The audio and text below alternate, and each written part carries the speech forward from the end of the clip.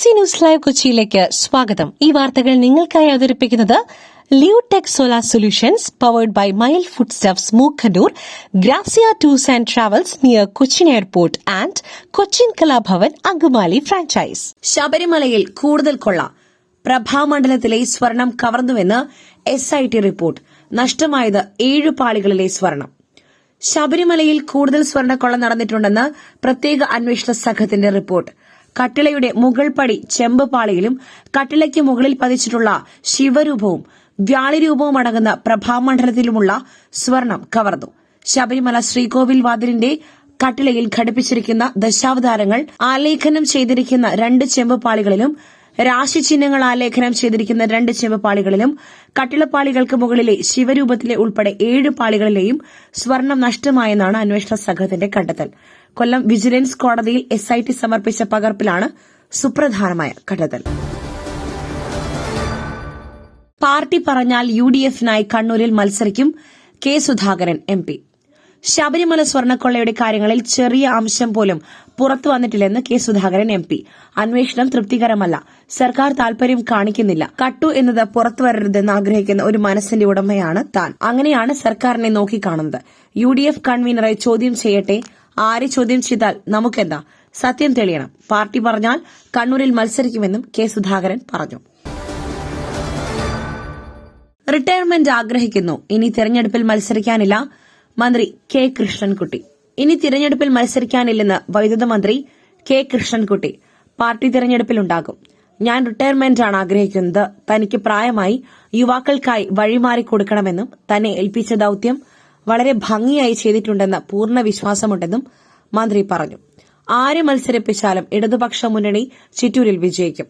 കോൺഗ്രസിന് ചിറ്റൂരിൽ സ്ഥാനമില്ല. കാരണം അത്രയധികം വികസന പ്രവർത്തനങ്ങളാണ് താനും പാർട്ടിയും മണ്ഡലത്തിൽ കാഴ്ചവച്ചിട്ടുള്ളത്. ജനങ്ങൾ എന്നും ഒപ്പമുണ്ടെന്നാണ് തന്റെ വിശ്വാസമെന്നും മന്ത്രി കെ കൃഷ്ണൻകുട്ടി പ്രതികരിച്ചു. ശബരിമല വിഷയത്തിൽ ജനവികാരം മനസ്സിലാക്കി സർക്കാർ നിലപാട് മാറ്റി.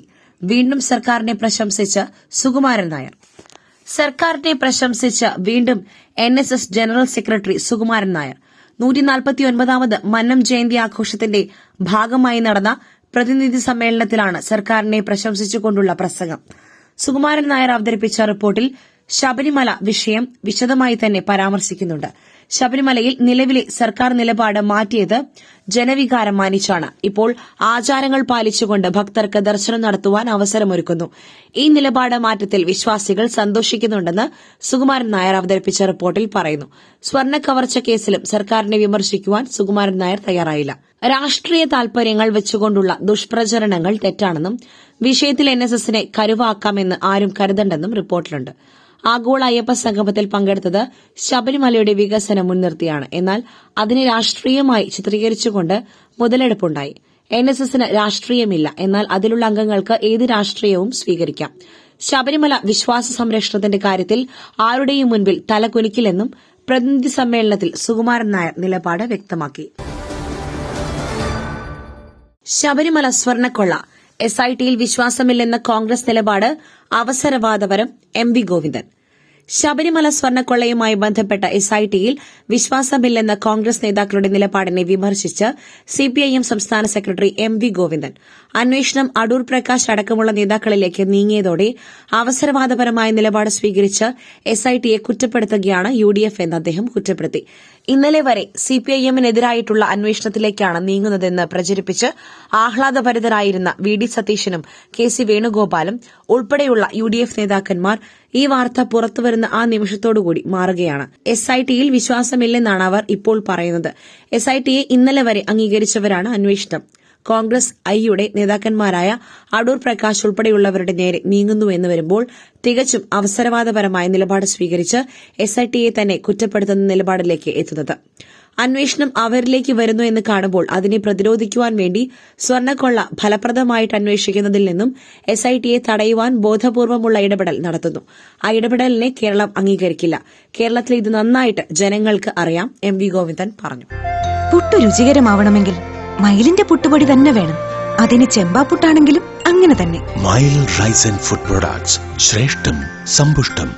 ഏലിയൻ കേരളത്തിൽ Pluto first look poster. Neeraj Madhav, Althaf Salim എന്നിവർ പ്രധാന വേഷങ്ങളിലെത്തുന്ന സയൻസ് ഫിക്ഷൻ ഏലിയൻ കോമഡി ചിത്രമായ പ്ലൂട്ടോയുടെ ഫസ്റ്റ് ലുക്ക് പോസ്റ്റർ പുറത്തിറങ്ങി. ഒരു കംപ്ലീറ്റ് ഫൺ എന്റർടൈനർ ആയിരിക്കും പ്ലൂട്ടോ എന്ന സൂചനയാണ് പുറത്തിറങ്ങിയ പോസ്റ്റർ നൽകുന്നത്. എങ്കിലും ചന്ദ്രികയ്ക്ക് ശേഷം ആദിത്യൻ ചന്ദ്രശേഖർ സംവിധാനം ചെയ്യുന്ന രണ്ടാമത്തെ ചിത്രമാണ് പ്ലൂട്ടോ.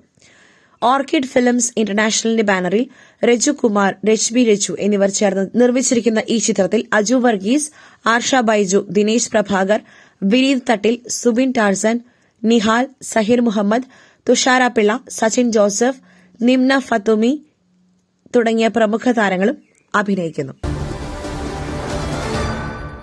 ലൂണ ലോണിൽ പുറത്തേക്ക്. കേരള ബ്ലാസ്റ്റേഴ്സിനോട് താൽക്കാലികമായി വിട പറഞ്ഞ് അഡ്രിയാൻ ലൂണ. കേരള ബ്ലാസ്റ്റേഴ്സ് നായകൻ അഡ്രിയാൻ ലൂണ താൽക്കാലികമായി ക്ലബ്ബ് വിട്ടു. ലോണിൽ താരം വിദേശ ക്ലബ്ബിലേക്ക് ചേക്കേറും. ആരാധകരെ ഞെട്ടിക്കുന്നതാണ് കേരള ബ്ലാസ്റ്റേഴ്സിന്റെ പുതുവർഷ ദിനത്തിലെ പ്രഖ്യാപനം.